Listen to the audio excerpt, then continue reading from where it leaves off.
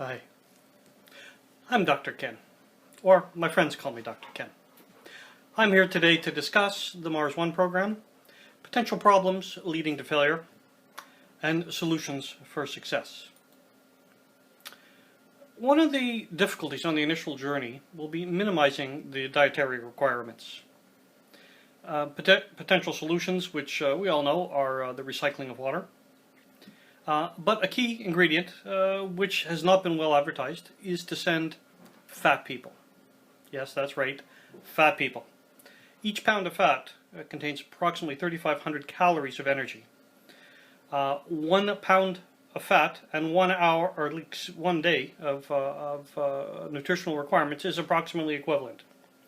So if you send someone that is fatter than the requirements for a normal human body, and they can use these stored fats throughout the journey to Mars, there can be an enormous savings on overall weight, and those savings in weight can be used towards benefiting other more critical items for the trip. So that's one of the key ingredients. The other one is limiting radiation exposure. One must limit the exposure limits to a 3% increased risk of cancer in a person's lifetime. There are several solutions for this. One of them is to create a water-shielded area for refuge during solar mass ejections. The most critical time, most dangerous time, are during SMEs. If they can get into an area that's shielded with water, it'll protect them from the radiation. But again, a not well advertised fact is send fat people. They have naturally occurring thick layers of shielding built in. It's water. Water is the shielding that's needed. That's what fat people have. Radiation exposure on Mars. You have to limit your exposure to naturally occurring cosmic rays and solar rays. The cosmic rays are very, very dangerous, and they're continuously bombarding the planet. And Mars has no electromagnetic field protecting people from those cosmic rays. The solution, well known again, is to limit outdoor exposure to 2 hours a day, while a 5-meter earthen, or Martian it will probably be called, shield is constructed to cover the habitat. 5 meters of gravel and earth that's appropriately the right regolith can help insulate against those solar rays and cosmic radiation. Again, not well advertised, send older people. Older people have a shorter life expectancy. The overall outdoor exposure limits can be greater simply because there's a reduced risk of cancer developing in those older individuals. A lower gravity. Yeah, believe it or not, the human body is not ideally built for the lower G environment. It's only approximately 38% of the gravity that we have on Earth.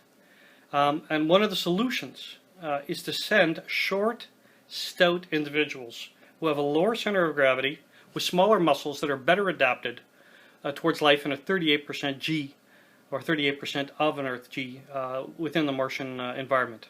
Again, not well advertised, but clearly a strong determining factor that should be used for the selection process. Smaller individuals will also reduce the overall dietary requirements, oxygen, and energy requirements during the initial phase of development.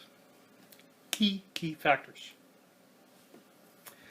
Of course, we all know that building this radiation shield is paramount to success.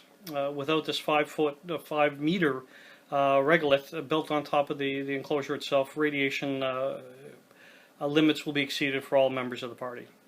So total focus and concerted effort by all is required to complete this undertaking in the shortest time period possible in order to minimize radiation exposure. Women are also most vulnerable to radiation damage. The solution, not well advertised again, send only men on the initial Mars trip. Yes, that's correct, send only men. Because women are more vulnerable, the radiation shield will not be built during the initial time span. They suffer a much higher risk of cancer damage, and especially if they're going to be a pregnant woman. The way to get it built fastest is tell the men that the women are coming as soon as the 5-meter shield is completed, the radiation shield. And I'm sure the men will work very, very hard and diligently to ensure that radiation shield is built as quickly as possible. A varied dietary requirement is also required on Mars. There's not going to be a lot available for individuals to have. There's a very growing season, and it poses initial problems for colonization. There's not a lot of vegetables that can be grown within this shorter time span, and not only that, because there is a seasonal period of time, they might not be able to grow throughout the entire annual period. So there is a solution besides sending vegetables and seeds and trying to find things will grow with reduced solar exposure. One of the keys, not well advertised, send hibernating ladybugs and dormouse. Dormouse, it's very similar to a mouse, very common within the European environment. It's an edible mammal that hibernates. The dormouse can eat ladybugs, and ladybugs also hibernate. So they can be sent to Mars in a hibernation state. They're not going to be consuming food and foodstuffs throughout this initial period. Once there are excess vegetables grown during the summer months, they can be used to feed the ladybugs, and similarly the ladybugs can also be used to feed the dormouse, which is a protein-based diet that the inhabitants can actually consume throughout this other period where there's no growing season available. One of the other things, again, not well advertised, is to send rednecks. Send rednecks who are accustomed to eating this dietary variety. Yes, the average human being is not accustomed to eating ladybugs, dormouse, and subsisting only on vegetables and seeds. Rednecks are. Yes. So in summary, in order to maximize the possibility of success, sending an older, short, stout redneck that's male on the initial Mars 1 would be best. And I'm your man.